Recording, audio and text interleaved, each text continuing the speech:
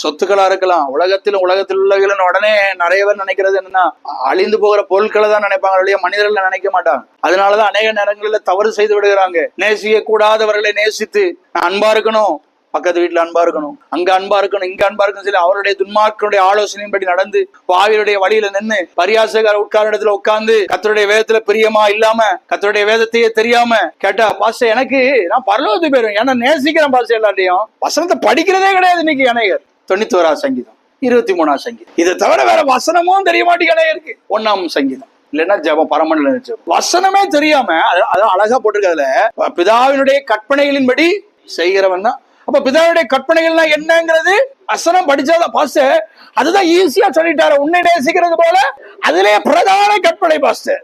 அதனால எனக்கு எல்லா வசனமும் சரி அதெல்லாம் சுத்தி சுத்தி வருது. சரி உன்னை நேசிக்கிறத பிறனை நேசினா எப்படி நேசிக்கணும், உங்களை நேசிக்கணுமே, உங்களை நேசிக்கிறது என்னங்கிறத வேற கத்துக்கணும்.